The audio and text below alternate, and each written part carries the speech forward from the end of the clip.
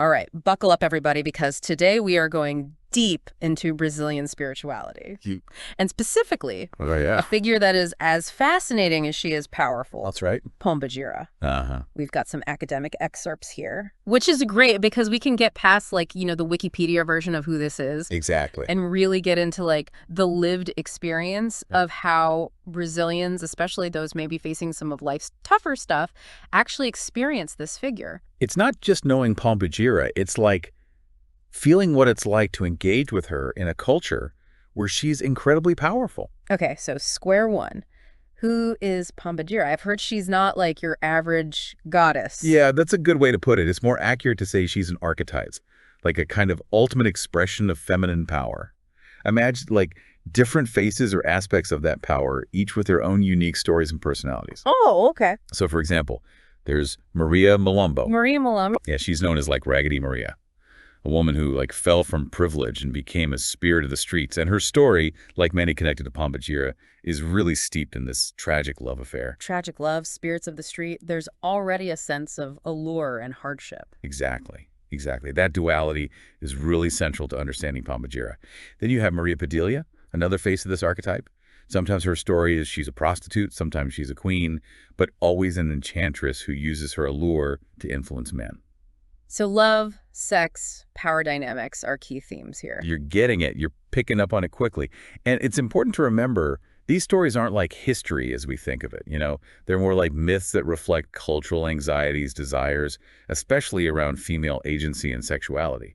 That image of the enchantress connects to wider Brazilian tropes about female sensuality, particularly the mulata figure. The mulata, the mixed-race woman, often seen as both alluring and marginalized. That's a fascinating connection. But I understand Pombagira is not your typical, like, good spirit, right? Right. She's not your typical good spirit. Pombagira belongs to the realm of the exos, which are these spirits that dwell in the rua. Okay. And you can think of the rua as like the street, a place of danger, chaos, the unknown. It's in stark contrast to the casa, which represents the home, order, family. So casa versus rua. One is about safety and structure, and the other one's about navigating a world that has fewer rules. Precisely. And because the exes operate in the rua, they're both feared and sought after for their ability to deal with like life's harsher realities. This makes Pombagira very different than, say, a saintly figure. And this is even reflected in the offerings people give her. Okay, so what do you offer to a spirit of the rua? Not just flowers and prayers, I'm guessing. You got it. You're on the right track. Oh, yeah. Offerings to Pombagira can include cigarettes, alcohol, even gold jewelry, things associated with pleasure, vice, allure. Quite a contrast to the traditional offerings you see in more mainstream religions, right? It seems like there's a recognition that she deals with the raw, the often hidden aspects of life that many religions kind of shy away from. Exactly. She speaks to what scholar Robert Orsi called the everyday tragic. Everyday tragic. Yeah, we're talking about like the messy, painful realities that people face, like heartbreak, poverty, feeling powerless, things that people often turn to Pombagira for help with. Sounds like a very different kind of spiritual support, right? One that acknowledges the complexities of life in the rua. You got it. You got it. And to really understand this lived experience, we need to look at someone who actually works directly with Pombagira. Let me introduce you to Nazaré, a zelador, spiritual worker, whose life really exemplifies these themes. A zelador. This sounds like her story is going to give us a fascinating window into this world. Absolutely. Her life has been marked by what in Portuguese they call uma dor, which means pain. She grew up with a controlling father, later endured an unfaithful husband. This pain, she says, drew her to Pombagira. So it sounds like Pombagira offered her a way to understand that pain, maybe even overcome it, find strength in it. That's a great way to put it. Pombagira provided this lens through which Nazaré could transform her experience from one of victimhood to one of power. And that power, as we'll see, is not always used in ways that mainstream religions would necessarily approve of. This is getting interesting. Let's hear more about how Nazaré used this power she found through Pombagira to help herself and others. Well, one striking example involves a woman named Margarita, a woman whose husband was cheating on her. And she went to Nazaré for help. So we're talking about love spells, protection rituals, the kind of stuff you wouldn't find in a church. Exactly. Exactly. And what's fascinating is how these rituals work. Picture this. Margarita with photos and personal items directly communicating her desire. to Pombagira, who is embodied by Nazare during this ritual. Wow, that's a powerful image. Bypassing all the intermediaries and going straight to a source of power. You got it. It's raw, it's direct, it's intensely personal, and it speaks to the immediacy of Pombagira's power. However, that power isn't without its complexities. I imagine serving a spirit like Pombagira comes with certain demands, certain challenges. It's not all easy solutions and happy endings, is it? You're right. Nazare's story is far from a fairy tale. Her commitment to Pombagira required constant offerings, navigating, challenging social situations. She even had to deal with a local drug gang, who, interestingly enough, respected her power. Even the drug gang respected her power. That says a lot about the kind of authority that she commanded. Still doesn't sound easy, though. Definitely not. Take, for example, her relationship with Suze, a wealthy client who initially seemed like a blessing, but ultimately left her in debt. Even with Pombagira on your side, life in the Rua is unpredictable, full of risks. Yeah. And there are these other complexities, too. One detail that's left open to interpretation involves Nazare, possessed by Pombagira, dancing very closely with a female friend. And it leaves you wondering, was this purely ritualistic, or was there something more? That ambiguity is definitely intriguing. It seems like there is a lot more to uncover about Pombagira and her role in Brazilian culture.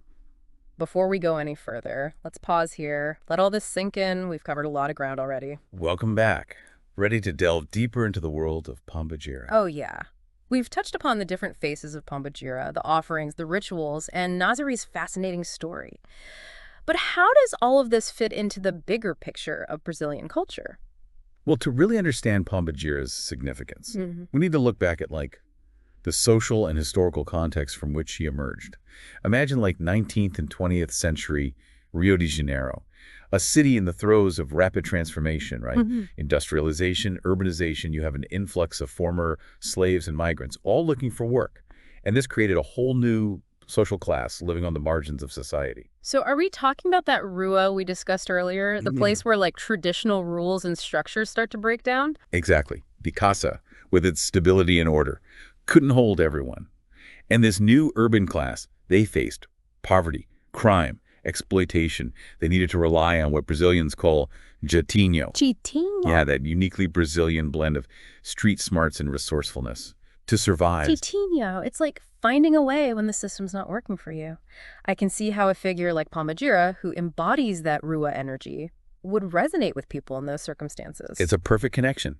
Pombagira became a source of power and agency in a world that felt increasingly chaotic and unpredictable. She embodies that strength to navigate the uncertain streets, to fight back, to protect yourself. So she represents a very different kind of power than you'd find in the Casa. Right. Less about established rules, more about survival, resilience, maybe even bending the rules when you need to. Precisely. And those themes become especially potent in the favelas, the urban slums, that become a physical manifestation of that Rua energy. Right. These are places where the rules of mainstream society don't fully apply, and where jeitinho often means the difference between surviving and succumbing to the challenges. So Pombagira is not just a spiritual figure. She's a symbol of survival and resilience for those facing really difficult circumstances. Almost like a spiritual toolkit for navigating the Rua. That's a great way to think about it. And it's important to remember that Pombagira is not like a distant deity. She's experienced in a very personal and intimate way through possession rituals, dancing, offerings. It's very visceral, very embodied. Which is so interesting how that contrasts with, say, mainstream Catholicism, which can often feel much more formal and hierarchical. But with Pombagira, there's that direct connection. There's that sense of immediacy, which is both appealing and a bit intimidating, as you said earlier. Absolutely. That duality is inherent in everything about her, from the stories and offerings to even her depictions in statues.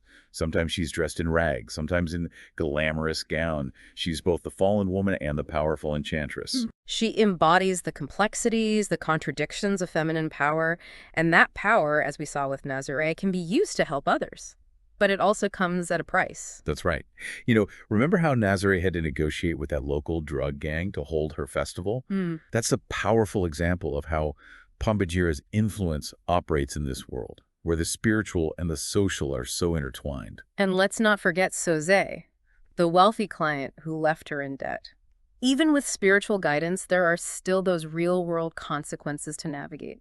It seems like Pombagira doesn't offer you a way to escape the Rua, but maybe a way to navigate it more effectively. Exactly. It's not about escaping the complexities of life. It's about facing them head on with strength and resilience. Okay, so we've looked at Pambajira's historical context, her connection to the Rua, the complexities of the power that she represents. But there's still more to explore, right? I'm curious to understand what her enduring popularity says about Brazilian society as a whole. That's a great question. And it's one we'll delve into as we continue our deep dive into the world of Pombagira. Let's take another quick pause here. Gather our thoughts before we tackle the why. Okay, so we've really explored who Pambajira is, how she's experienced her historical context. Now, let's get to the heart of it.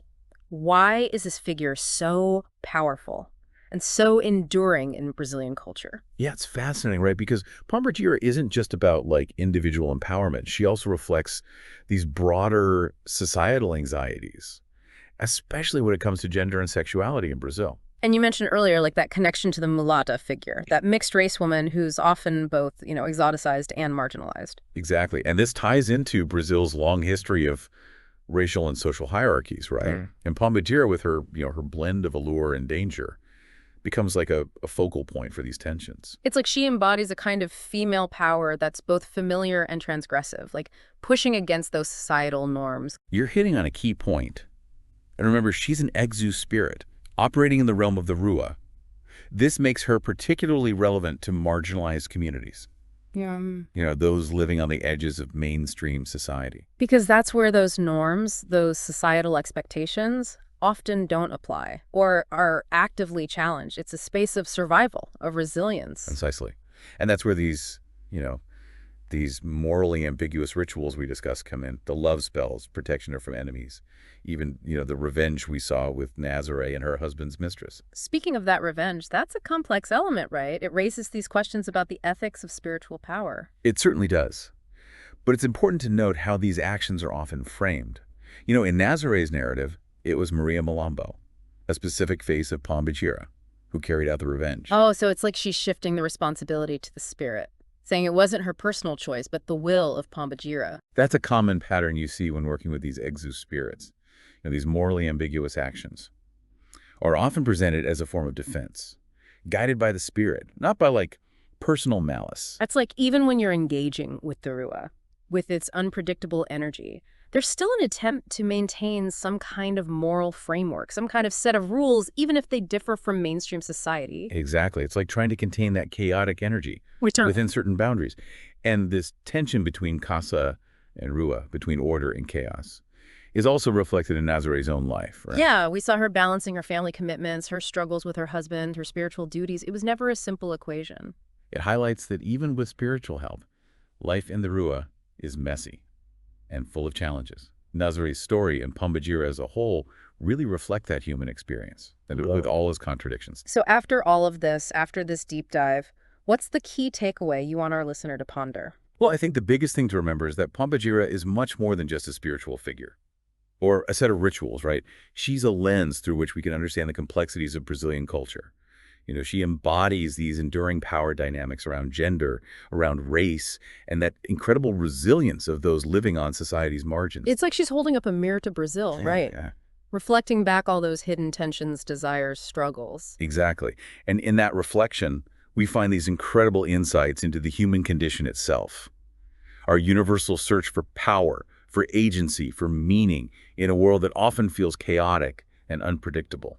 Wow, what a powerful image to end on. Pombagira, a mirror reflecting back the human experience in all its messy glory. We'll leave our listener with that thought. If this deep dive has sparked your curiosity, we encourage you to explore further. Delve deeper into this fascinating world of Brazilian spirituality. Until next time, keep diving.